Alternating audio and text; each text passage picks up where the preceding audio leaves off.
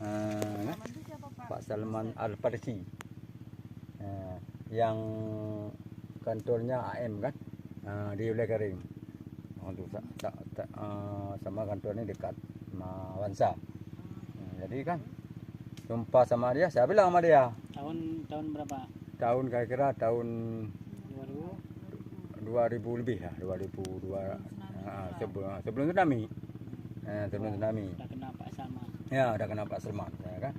Ada Pak Salman ada bikin garam hari itu sini di tepi pantai itu. Jadi kan saya bilang sama dia, sini di Lembur ini banyak batu-batu yang tulisan tapi saya nggak tahu apa bahasanya. Saya bilang, oh di mana bang? Di atas, saya bilang. Oh nanti kita jumpa sama Pak Abu saya ini, sama ayahnya. Ya Zaki kan. Jumpalah sama Abu. Karena saya bilang ini di tempat ini banyak sekali, saya bilang sama Pak saya ini. Habis tu geledah sekali kami. Dah tunjuk.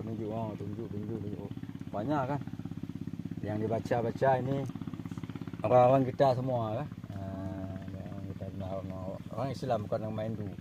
Itu ya. Kita enggak tahu kan. Tak tahu, fikir Fikir ban kan. Jadi kan yang betul-betul kan mungkin dipeh ibu di